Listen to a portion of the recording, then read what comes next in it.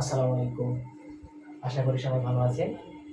আমি প্রথম পর্বে দেখিয়েছি কিভাবে ৮টা সূত্র মনে রাখা যায়। পরের পর্বে আমি দেখিয়েছি কিভাবে ৯টা সূত্র মনে রাখা যায়। তাহলে আমাদের ২ পর্বে মোট ১৭টা সূত্র আমরা শিখেছি। আজ বাকি যে ৬টা সূত্র আছে সেই ৬টা সূত্র কি সহজে কিভাবে সহজে আমরা মনে রাখবো সেই টেকনিকটা আজকে আমি দেখাবো। দেখো, আসো তাহলে আমরা লিখি। আমরা হচ্ছে ৩টা জিনিস লিখবো। কৌশল নাম্বার ১, সাগরে লবণ অতি। সাগরে লবণ অতি। কৌশল নাম্বার ২ হচ্ছে কবরে ভূত অতি। কৌশল নাম্বার ৩ হচ্ছে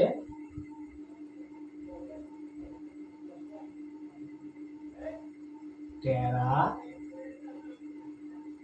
লম্বা। এখন এই বিষয়গুলো আমি লিখেছি। অনেকে হয়তো বা তোমরা জানো এই কৌশলগুলা। আমরা অনেকে আছে নতুন যারা এই জিনিসগুলো সম্পর্কে জানেই না। তারা হয়তো বলবে যে ভাইয়া এগুলো কি লেখে। আমার স্টুডেন্টকে আমি এইভাবেই শিখিয়েছি। দেখো, সাগরে লবণ অতি। সাগর মানে তোমরা ধরে নিবা সাগর মানে হচ্ছে সাইন। সাগর মানে কি বলতো? সাইন। সাইন সমান সমান লবণ। লবণটা হচ্ছে আমাদের লম্ব আর অতিতে হচ্ছে আমাদের অতিভুজ। তাহলে সাইন সমান লম্ব বাই অতিভুজ। তারপর হচ্ছে কবর মানে হচ্ছে কস সমান ভূত। ভূততে হচ্ছে ভূমি আর অতিথি হচ্ছে অতিভুজ। অতিথি হচ্ছে কি? অতিভুজ। তারপর হচ্ছে টেরাতে হচ্ছে আমাদের ট্যান সমান লম্বাতে হচ্ছে লম্ব বাই ভূততে হচ্ছে ভূমি। দেখো সহজ না? সাগরে মানে হচ্ছে সাইন, লবণ মানে লম্ব আর অতি মানে অতিভুজ। তারপর হচ্ছে কবরে মানে হচ্ছে কস, ভূততে আমরা ধরেছি ভূমি আর অতিতে হচ্ছে অতিভুজ। আর হচ্ছে টেরাতে হচ্ছে ট্যান, লম্বাতে হচ্ছে লম্ব, ভূততে হচ্ছে ভূমি। তাহলে সাইন সমান লম্ব বাই অতিভুজ, কস সমান ভূমি বাই অতিভুজ, ট্যান সমান লম্ব বাই ভূমি। এখন এগুলো আমাদের ত্রিকোণমিতিক অনুপাত। এর সাথে একটা হয়তোবা থিটা থাকতে পারে, অথবা এ থাকতে পারে, অথবা বি থাকতে পারে। যাই থাক ওটার নাম হচ্ছে অন্তর্ভুক্ত সূক্ষ্মকোণ।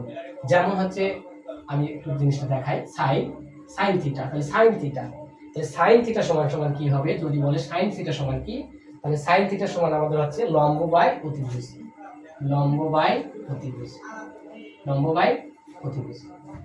সাইন থিটা সমান হচ্ছে লম্ব বাই অতিভুজ।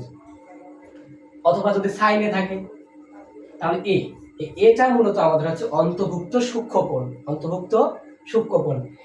আমরা নরমালি যখন বীজগণিতের অঙ্কগুলো করি তখন দেখা যাচ্ছে যদি লেখা থাকে যে 2ab ব্র্যাকেট স্কয়ার, এটা দ্বারা কি বোঝায়? সবগুলোর উপরে স্কয়ার আছে। তাহলে এটা আমাদের কি হবে?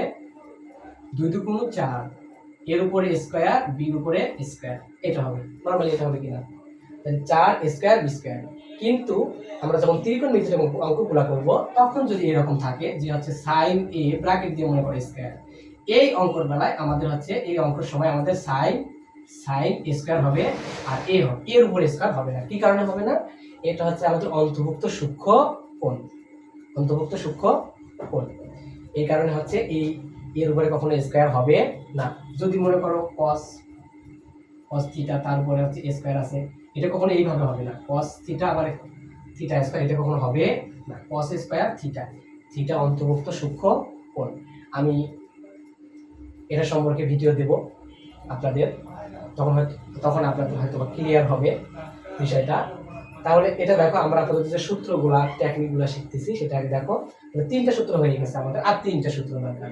আর তার আগে আমি ফার্স্ট অফ অল যে জিনিসটা বলেছিলাম যে হচ্ছে জোড় বিপরীত ত্রিকোণমিতিক অনুপাতগুলো আমাদের জানতে হবে। তাহলে সাইনের বিপরীত কি? cos। সাইনের বিপরীত হচ্ছে cos। তাহলে cos সমান সমান সাইনের বিপরীত, দুঃখিত, সাইনের বিপরীত হচ্ছে cosec। সাইনের বিপরীত কি? cosec। তাহলে cosec সমান কি হবে? এই অতিভুজটা যাবে হচ্ছে এই অতিভুজটা যাবে উপরে, লম্বটা আসবে নিচে। অতিভুজটা হাত থেকে চলে যাবে লবে, লম্বটা লব থেকে চলে আসবে হরে। তাহলে অতিভুজ গেল হচ্ছে উপরে আর হচ্ছে লম্ব আসবে নিচে। সেম এটা cos এর বিপরীত কি বলতো? sec। তাহলে সেক সমান কি হবে, অতিভুজটা যাবে হচ্ছে উপরে আর ভূমিটা আসবে নিচে। তারপর ট্যান, ট্যানের উপর কি আমাদের কট, কট সমান কি হবে তাহলে, ভূমিটা যাবে হচ্ছে উপরে আর লম্বটা আসবে নিচে। সহজ কিনা? তাহলে আমি ফার্স্ট অফ অল তোমাদের কি বলেছি যে তোমাদের এটা জানতেই হবে যে ত্রিকোণমিতিক অনুপাত যে আমাদের 6টা আছে, এই 6টা ত্রিকোণমিতিক অনুপাতের আমাদের জোর বিপরীত ত্রিকোণমিতিক অনুপাতগুলো জানতে হবে। যে সাইনের বিপরীত হচ্ছে কসেক, কসের বিপরীত হচ্ছে সেক, আর হচ্ছে ট্যানের বিপরীত হচ্ছে কট। তাহলে হচ্ছে এটা কিভাবে মনে, এটা দেখো, এটা যদি তুমি মনে রাখতে পারো তাহলে তোমার এই সূত্র পড়া লাগবে না। তুমি যদি এই তিনটা সূত্র, এই তিনটা জিনিস মনে রাখতে পারো তাহলে তোমার এই 6টা সূত্র পড়া লাগবে না। সাগরের লম্ব অতিভুজ, সাগরের বলতে সাইন, লবন্তের লম্ব, অতিভুজ অতিভুজ, অতীতে অতিভুজ, কবরে মানে কস, ভূতে ভূমি, অতীতে অতিভুজ।